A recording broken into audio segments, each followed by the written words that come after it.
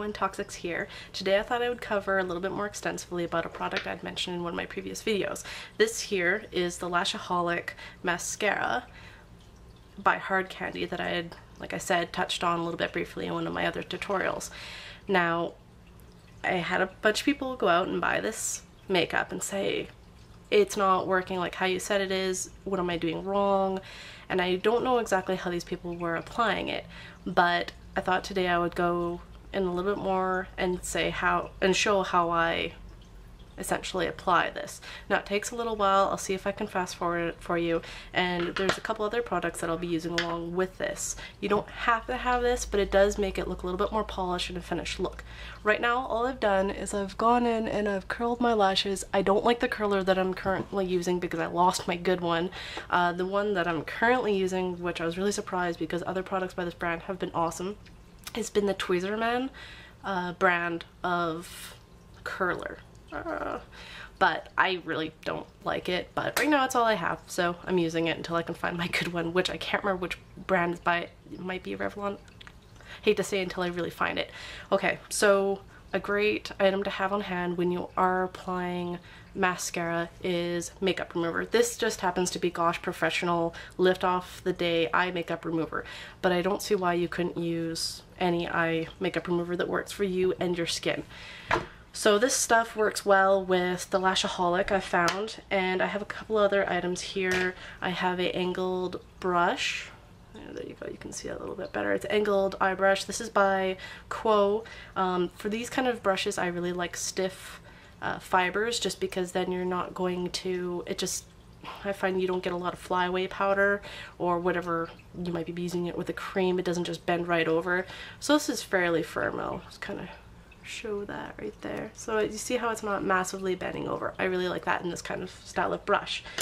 And then I also have Revlon ColorStay, and I got this I think free with a different mascara I bought, and it's just meant to be used as a liquid eye pencil.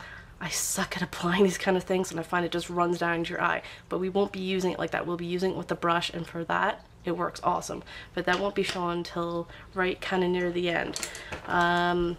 Qutips, awesome to use with any makeup really.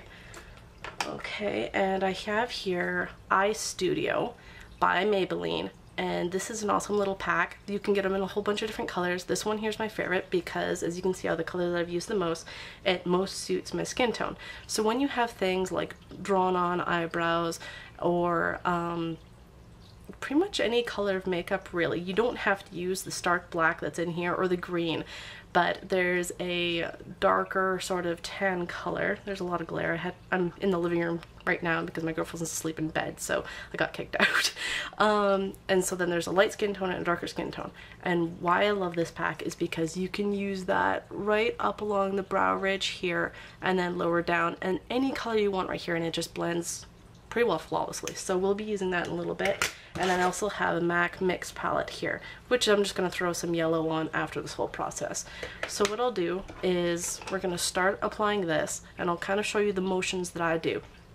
Generally speaking, when you apply mascara, you want to start right at the base, right as far as the base as you can, and you want to knock off when you first remove it from the cap. You'll see this one's actually really good compared to most mascaras, but you do get a little bit of a glob on the end. You want to kind of tap that off onto the lid, just so it doesn't end up, because those are the things that end up in the corner of your eyes and making a mess and streaks across your face. And I'm trying to make these tutorials for people that aren't girly girls, that necessarily know all the terms and that, because once you know makeup terminology, it's a lot easier to then go from there and do Google searches and YouTube searches and educate yourself further. But unless you know things like what's a waterline, I've been doing tight lining and waterlining for forever, but I didn't know this terminology until recently. So my tutorials are more aimed for people that might not necessarily do extensive makeup all the time, but there's no reason not to be able to actually have fun with it and learn tips along the way.